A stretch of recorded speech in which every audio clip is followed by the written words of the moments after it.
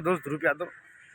Trending song Pawan Singh का एक मस्त और काफी जबरदस्त जो न्यू अपडेट सॉन्ग है आरा के होटल लाली। इस गाने में मेल सिंगर आवाज दी है कल्पना पटवारी। काफी मस्त और काफी मधुर आवाज और मधुर सॉन्ग।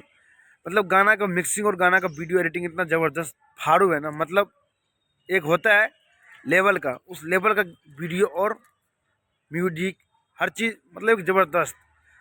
और गाना में आवाज़ है भाई पावर स्टार पवन सिंह का। और उस गाने में क्या फाइटिंग भी की है और क्या मस्त एक्टिंग भी की है। बहुत ही मस्त और बहुत ही ज़बरदस्त। अगर आप सब नहीं देखे हैं वीडियो को तो हमारे यूट्यूब चैनल के अंदर गाने का लिंक मिल जाएगा, वहाँ से भी जाकर आप सुन सकते हैं गाना। और नहीं सुने हैं तो सारे गाना भोजपुरी पे जाकर गाना सुन सकते हैं। और ट्रेंडिंग सेक्शन पे गाना 1 नंबर ट्रेंडिंग पे ट्रेंड कर रहा है। करना भी चाहिए क्योंकि बिहार का लाल है। जय बिहार, जय भोजपुरी, हर हर महादेव।